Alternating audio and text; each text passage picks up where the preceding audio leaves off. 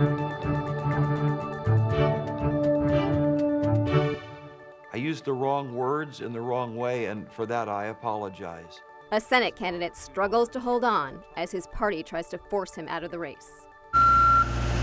Also today, convention countdown in Tampa, the impact of Mormonism on the presidential race, and an inside look at life on the campaign trail. There's one more funny thing, and you could ask me about it, which is the bowling that went on the flight with Romney. I'm Megan Lieberman, live in the New York Times newsroom. All eyes are on Missouri to see whether embattled Senate candidate Todd Akin stays in the race. Congressional correspondent Jonathan Weissman joins me now from Washington with the latest. So Jonathan, Republicans have thrown just about everything they can think of at Todd Akin to force him out of this race. Is there any sign that he will drop out? Absolutely not. Todd Akin, the Republican nominee for the Senate in Missouri, was on TV today. He cut a new advertisement just staring at the camera and begging for forgiveness. You don't cut an ad if in 8 hours or so you're about to drop out of the race. And from what we understand, his consultants have told Republicans in Washington they are not going anywhere. They want to see what happens with the polls in the next few weeks. They don't believe that this is a hard and fast deadline at 5 p.m. Central Time. So Todd Akin, at this point, is going to be the Republican nominee to challenge Senator Claire McCaskill, the Democrat. So obviously this seat is critical to Republican hopes of taking back the Senate, but it also presents potentially some issues for the Romney-Ryan ticket, particularly given Ryan's views on abortion and his actually sort of past ties to Akin in sponsoring this forcible rape legislation. That's right. Remember, this is not the subject that they wanted to talk about. They wanted to go on offense on Medicare, but they really wanted to talk about the economy. Instead, the media is going to be obsessing on social issues, especially with the platform committee right now of the Republican Party meeting in Tampa to hammer out a platform, and abortion being high on that agenda as well. This is focusing on Paul Ryan's position on abortion, and he has been a staunch anti-abortion advocate. In fact, he was behind an effort to try to narrow abortion, an exemption for abortion funding in federal financing to forcible rape, not just rape. Right. Now, it was not surprising that the president came out and made a statement about this yesterday. What a day for him to pick to talk to reporters. But Democrats on the Hill have been notably quiet about this. They have to be sort of crowing privately. What do you hear from them? You know, Democrats Democrats at first lunged as soon as Todd Akin made his statement, but when the Republicans just piled on, suddenly they said, wait a minute, we don't want Todd Akin to drop out. At least we want this 5 p.m. deadline to pass. So they have been quiet. In fact, Claire McCaskill, Todd Akin's Democratic opponent, came out today and said, you know, it's rather unseemly for the Republican Party in Washington to drive out a nominee who was duly elected by Republicans in Missouri. She's out there defending him because Todd Akin is the person that she wants to oppose. She tried to pick him in the first place. So she certainly doesn't want a quick end to this drama going on in Missouri. Meanwhile, Republican groups like the Senatorial Committee and Crossroads GPS have threatened to pull all funding from Akin if he stays in, but they're not really going to stick to that if he stays. They need that seat. You know, I'd be very surprised. This is not a threat at this point. Karl Rove, the co-founder of Crossroads GPS, was on Fox News this morning saying, absolutely, we have withdrawn our money. Right. And that's after they spent $5 million softening Claire McCaskill. The NRSC, the National Republican Senatorial Committee, has said they have withdrawn the $5 million in advertising that they had reserved for September and October in Missouri. They say that this isn't a threat. But, you know, if the polls still show this a 50-50 race, they really need this. And I would be somewhat surprised if they don't go in if the floor doesn't drop out on Todd Akin. They, in all their calculations to retake the Senate, they needed Missouri. They assumed Missouri and Nebraska were the two Democratic seats that were in their column. And it's still possible Akin could win, isn't it? Absolutely. I mean, this is a state that has trended against the Democrats. It is a state that Barack Obama narrowly lost in a huge Democratic year in 2008. It doesn't look like the Obama campaign is going to contest it in 2012. That means that the vaunted Obama voter outreach efforts that you would see in St. Louis, in Kansas City, in some of those urban centers in Missouri won't be activated. So there's no real reason to believe that Akin is out of this race at this point. Thanks, Jonathan. Thank you. Meanwhile, abortion is center stage in Tampa, where Republicans are hammering out their platform. Michael Cooper has been following the proceedings, and he joins me now. So, Michael, this morning, they in fact adopted draft language on this abortion plank, right? So what does it say? Right. I mean, as Republicans nationally, we're trying to diffuse this potentially fraught social issue. The Republican Platform Committee was meeting in Tampa, where they approved draft language that would include a call for a constitutional amendment banning abortions. It doesn't take a position specifically on exceptions one way or the other, but it would seem to leave very little wiggle room for any exceptions. Right. It says, the unborn child has a fundamental individual right to life which cannot be infringed.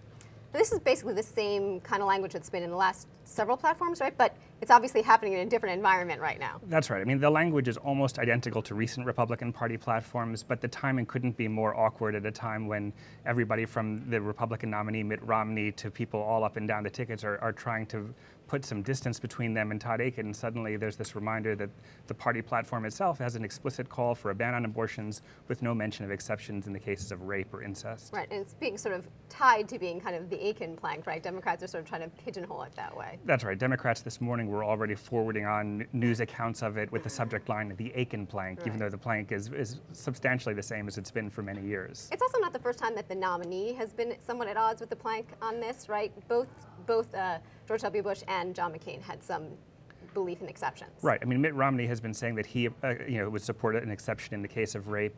4 years ago, the Republican plank was also fairly absolute, although John McCain in the past had pushed for certain exceptions. And in 2000, George W. Bush had called for exceptions in the case of rape, incest, or where the life of the woman was endangered. It's just harder for Mitt Romney to parse this, right? Right. Well, the timing could not be worse. Now, was there any resistance to adopting this plank in this moment, or is this just orthodoxy now in the Republican Party? Well, the Platform Committee met, and it seemed to sail through. I mean, it was funny, they had been, having all kinds of parliamentary debates and picayune arguments over all sorts of much smaller planks, and then when it came to the abortion plank, it just sort of sailed through, and the chairman of the Platform Committee, Governor Bob McDonnell of Virginia, sort of praised them for being so expeditious and noted how it had taken a long time in the past, but not this morning. Thanks, Michael. Thank you, Megan. Alongside the policy debates, Republicans are also working hard to shape the imagery for next week's convention. The planners have one goal in mind.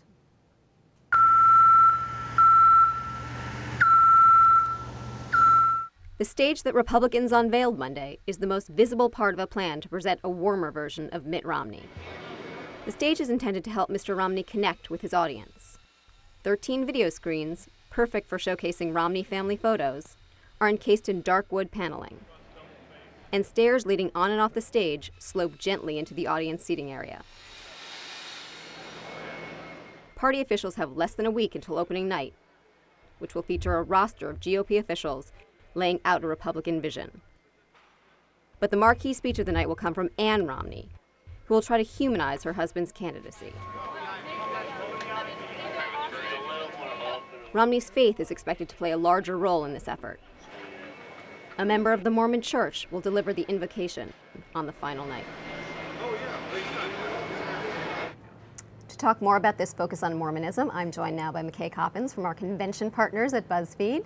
He's a practicing Mormon himself, and he covered Mitt Romney's first public church visit this weekend.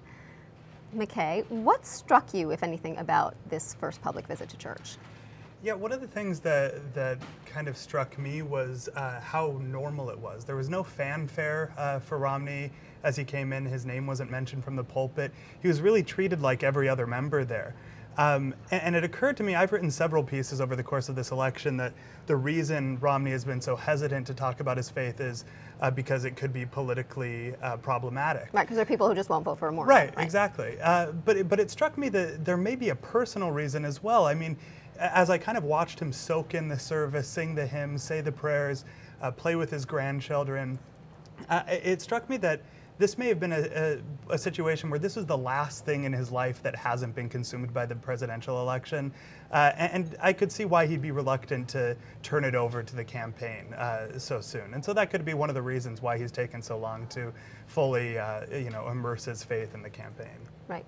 Now, are there ways that you feel like his Mormonism has shaped the campaign or his candidacy that might not be apparent to people who are not part of the faith? Yeah, absolutely. I think that a lot of people have commented about how Mitt Romney is very guarded and how he doesn't seem to open up very often. And that goes down to other matters of privacy. He doesn't want to release his tax returns, other things like that, you know. And that's actually an authentically Mormon characteristic, this idea that a lot of Mormons don't want to fully open up to the public. There's kind of something in the DNA of Mormonism that's faced a lot of persecution historically, that they don't want to fully put their faith, their personal issues and their personalities on display. And I think that I talk to a lot of Mormons who see that in Mitt Romney and say, well, I can see why he's such a private person. That's a very Mormon thing. Now, he's obviously been pretty reluctant to put his faith out there so far in this campaign. This was the sort of first step, and they've promised the convention that they're going to sort of put it out there even more. Do you think that he'd benefit from that, and what do you think he should be trying to sort of convey to the public about his faith? Yeah, I think he does stand to benefit. I think he has to be careful. I mean, obviously, he doesn't want to get into the weeds on complex theological issues. He's not, as he often says, the pastor-in-chief. He's not running for that position. That said, he has had experiences as a Mormon, as a bishop, as a missionary, that are kind of unique to somebody with his level of wealth and circumstance.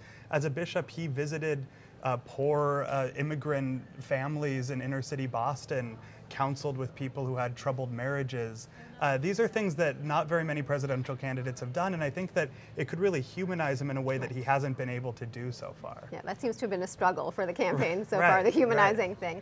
Yeah. One of my favorite things from following you on Twitter is that I know you've become sort of a translator of the Mormon experience to the public and to other reporters. One of my favorite things this weekend was you're following the coffee ice cream controversy, which is whether it was okay or not for Mitt Romney to eat coffee ice cream. What are some other things like that that have been kind of interesting or noteworthy questions that people have asked you? Yeah, I think that as stories are written, as things come up about Mitt Romney's Mormon experience, people oftentimes on Twitter will tweet at me, what's the deal with, what's this mean? What's the deal with this? You know, the coffee ice cream was actually the perfect example because I was on a flight, I landed and I looked on my phone and I had a million tweets from people saying, wait, is he in trouble? Is he going to get in trouble with the church? Is this allowed? You know, what's allowed as far as caffeine? I came to bat for him a little bit. I said, you know, I drink Red Bull. I don't think caffeine is necessarily going to, you know, get him in too much trouble with the church. Yeah, I think he's okay. And the verdict on the coffee ice cream? I don't think he's going to get in trouble. I think he's okay. All right, good to know. Thanks, McKay. Thanks. Before we go, a lighter look at the campaign trail. Ashley Parker and Michael Barbaro trade off covering Mitt Romney's campaign. They sat down recently in a rare pit stop here in New York to talk about some of the joys and frustrations of life on the trail. So one of the great things about sort of having a teammate who's covering Romney at the Times is that I'll be on the trail, or you'll be on the trail, or we'll be out together. So what do you think are the pluses and minuses of being out on the trail versus being back in the office where you can maybe do some more in-depth reporting? Well, I mean, it's a shock to me. Like, to a degree, I could not have fathomed until I started covering a presidential campaign just how difficult it is to get anything done when you're running around the country following a presidential candidate. You're either on a bus that's going 70 miles per hour down the highway, or you're at an event, and the minute the event begins, you're transcribing, and then it's over, and you're running, and you're leaving. You're in the motorcade, you're on the plane. It's just nonstop, and so. And you're surrounded by other reporters. I even know a reporter who goes into the bathroom of the bus to take particularly sensitive phone calls because it's the only place. Who is that?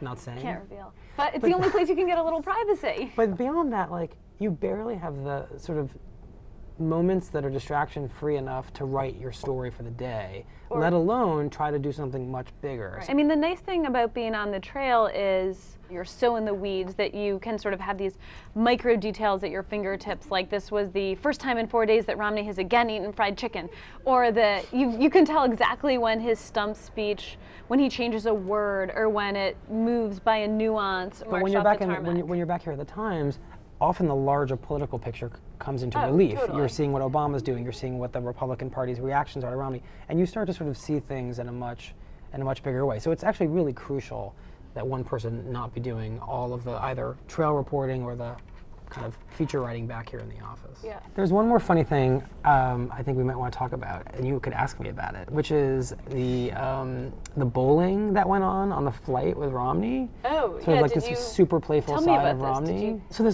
there's a time-honored, peculiar tradition on campaign planes, which is bowling with fruit or tennis balls or any small object that can make its way from the back of the plane to the front of the plane. Who was the best bowler? I mean, you'll have to ask other people on the trail, but my orange got almost up to Marco Rubio and Mitt Romney's seat on the plane, at which point Rubio stood up and bowled the orange back down to us. And with all the commotion going on, Governor Romney stood up and to great cheers from everybody on the plane, bowled almost a perfect orange back down to the press section. And I think, I mean, not to be too clever, but I really did think there was a fun message in that exchange after a particularly brutal period in the relationship between the press and Romney. I think that exchange of that orange was a moment of fruit diplomacy. It was less an orange and more of an olive branch? Yes, it was less an orange and more of an olive branch. Wow, deep. They're quite a pair. Right now, it's Ashley's turn on the road. She's covering Mitt Romney in Texas. That's all for today. Stay with us online and on our mobile apps for more on Campaign 2012. I'm Megan Lieberman. Thanks for watching.